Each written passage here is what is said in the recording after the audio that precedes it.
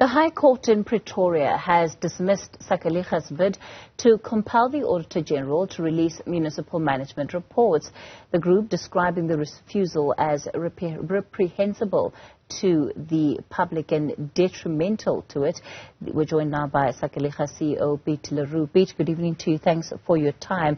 So overall, looking at what the court has said is that there is a sense that Sakeliga perhaps jumped the gun a bit. You didn't exhaust all processes that were available to you in terms of getting your hands on those documents. With the benefit of hindsight, do you agree?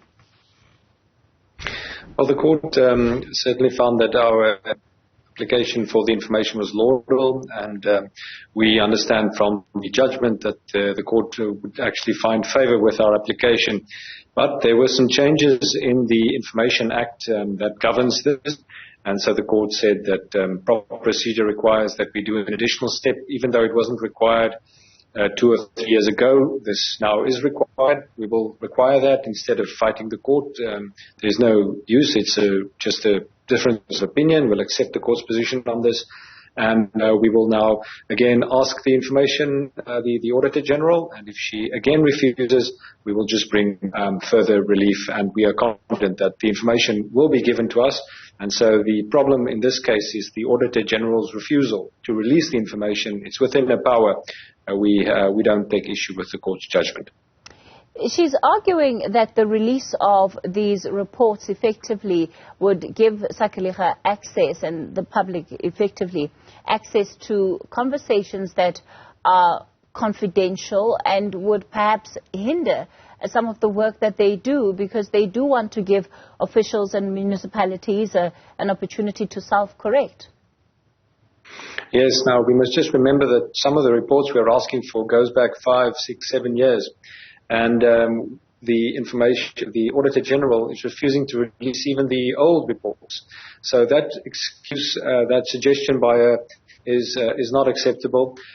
Moreover, we must realize that it is the Auditor-General's job to audit these state entities, and especially these municipalities, and there is no use to audits if there is no action based on the audits.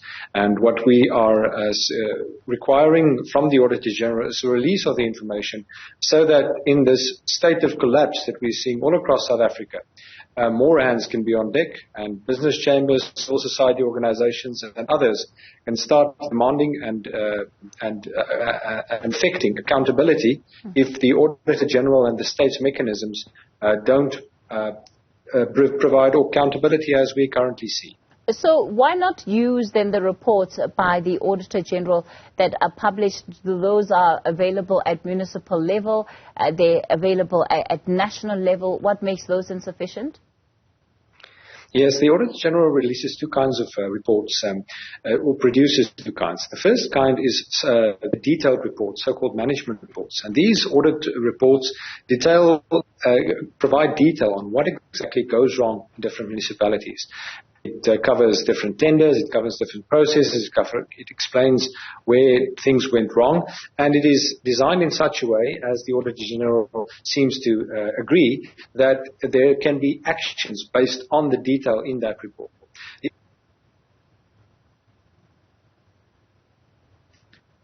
Pardon me, the other kind that she produces is the summary report. And these summary reports are what the public is used to look at, but these public reports, these summary reports, offer no actionable detail. And so we are saying it's no use releasing just another summary. We've had 20, 30 years of these summary reports. They are very nice, and so we know that there is a problem, but we cannot act upon the problem.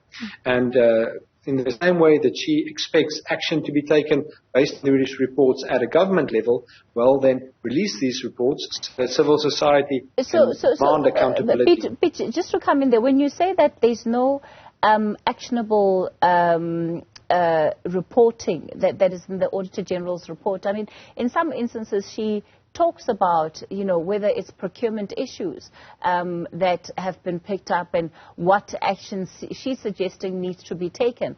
Are you saying that what you really want here is a list of names and people that then are supposed to do that work that you believe you don't have access to?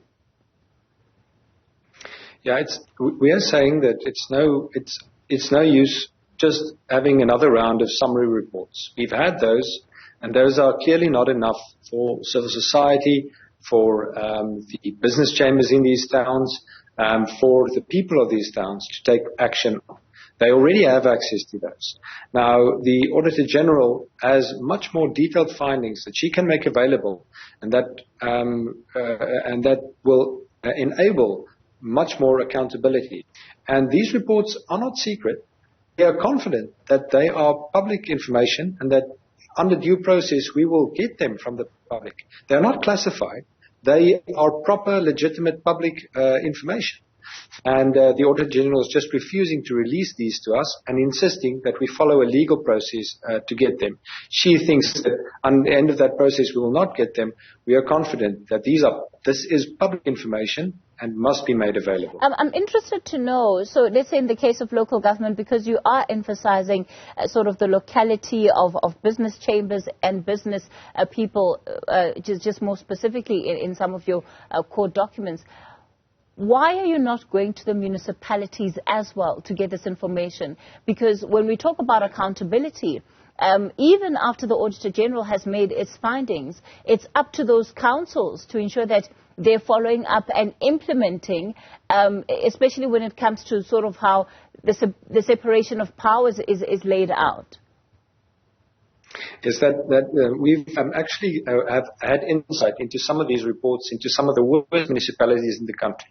We did not come by these reports through the Auditor-General. We came by them through other legal processes where we intervened in some of these municipalities. And that is how we came to the realization that these reports exist.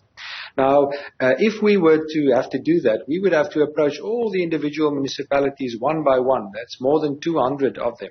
And that would be a very onerous process. And in fact, just by having had access to these, it is clear that these must be released to the public. If they were confidential, they could not have been released to us before.